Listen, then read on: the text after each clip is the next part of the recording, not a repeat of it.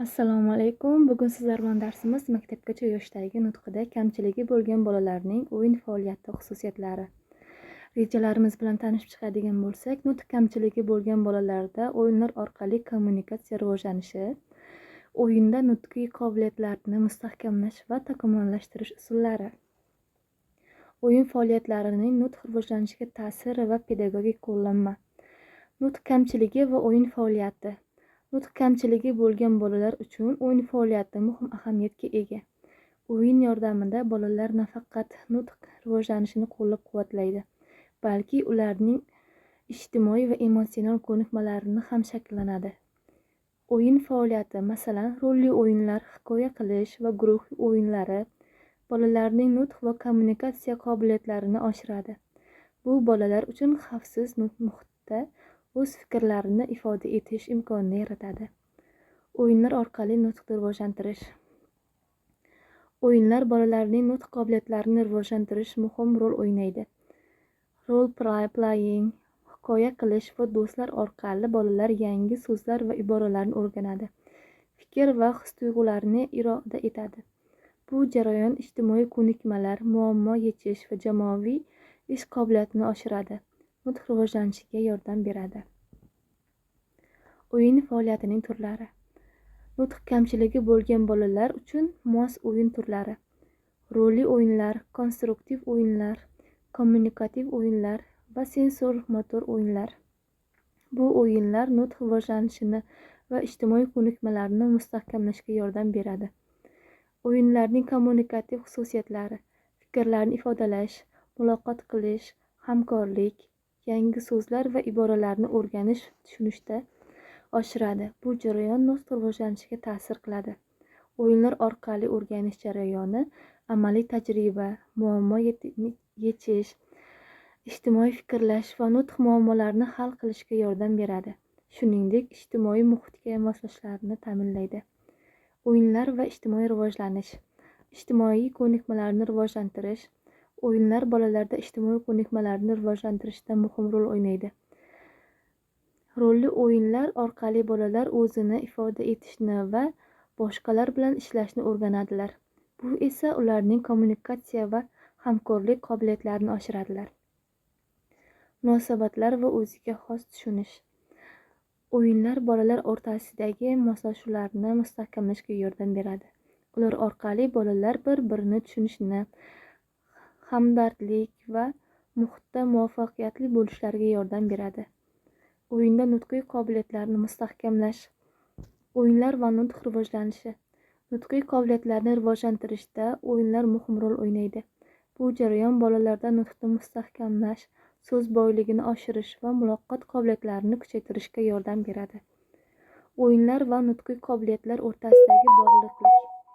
O'yinlar orqali nutqiy qobiliyatlarni mustahkamlash uchun bolalarga ma'lum vazifalar va rollar, hikoya o'yinlari, savol-javob o'yinlari yoki rol o'ynashlar nutqni rivojlantiradi. O'yinlar va nutqiy qobiliyatlarni rivojlantirishdagi roli.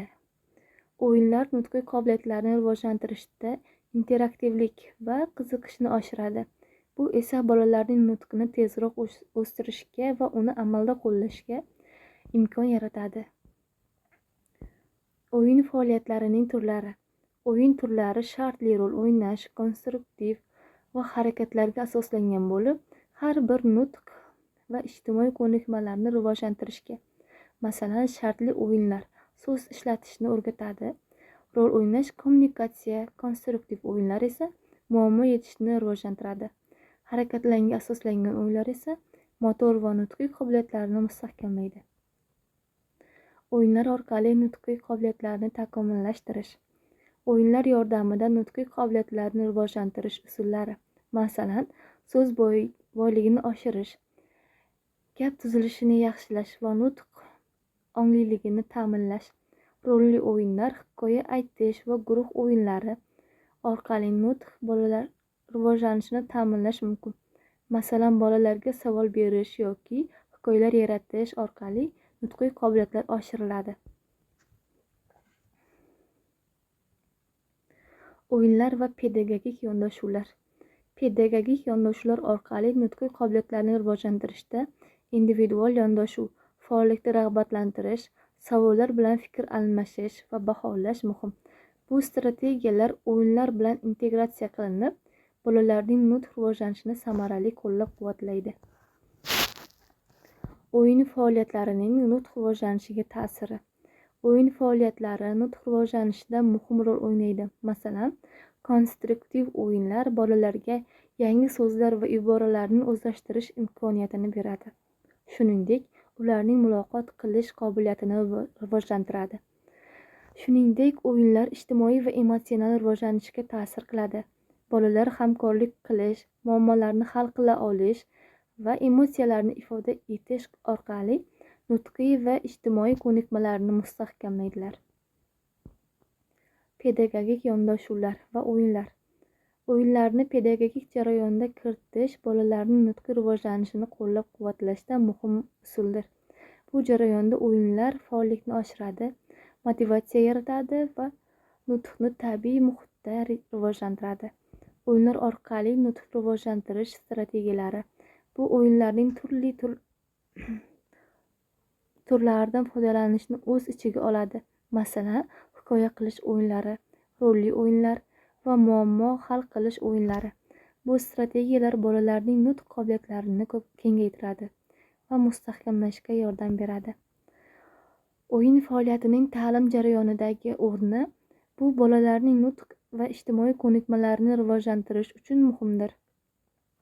O'yinlar nafaqat qiziqarli, balki ta'limiy vazifalarni bajarish bilan ham samarali bo'lib, bolalarning o'z fikrlarini erkin ifoda etishini ta'minlaydi. O'yin faoliyatining turlari.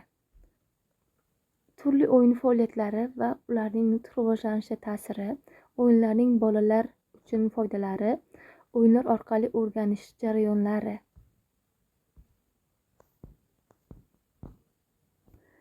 O'yinlar va nutq kamchiliklarini bartaraf etish. Nutq kamchiliklarini bartaraf etishda o'yinlar muhim rol o'ynaydi. Nutq o'yinlari, hikoya qilish, rolli o'ynash va dramatizatsiya yordamida nutq qobiliyatlarini rivojlantiradi, so'z boyligini oshiradi va nutq muammolarini kamaytiradi. Har bir bola uchun mos o'yinlar va faoliyatlar tanlab, individual yondashuv bilan nutq rivojlanishini tezlashtirish mumkin. Xulosa qilib aytadigan bo'lsak, nutq kamchiligi bo'lgan bolalar uchun o'yin faoliyatining ahamiyati ularga kommunikatsiya va ijtimoiy rivojlanishda yordam berishdir. O'yinlar orqali nutq qobiliyatini oshirish muhim vositadir. O'yin turlari va ularning nutqiy rivojlanishiga ta'siri muhim. Har xil o'yinlar, masalan, rol o'yinlari yoki ta'limiy o'yinlar bolalarning nutq va kommunikativ rivojlanishini ta'minlaydi hamda ko'nikmalarini oshirishga yordam beradi. Pedagogik yondashuv va strategiyalar o'yinlar bilan nutq rivojlanishini samarali qilishda asosiy rol o'ynaydi. Har bir bola uchun individual yondashuv va o'yinlarning to'g'ri tanlanishi muhim. Kelajakda bolalar nutqini rivojlantirish uchun o'yin faoliyatlari keng foydalanishi tavsiya etiladi. E'tiboringiz uchun rahmat.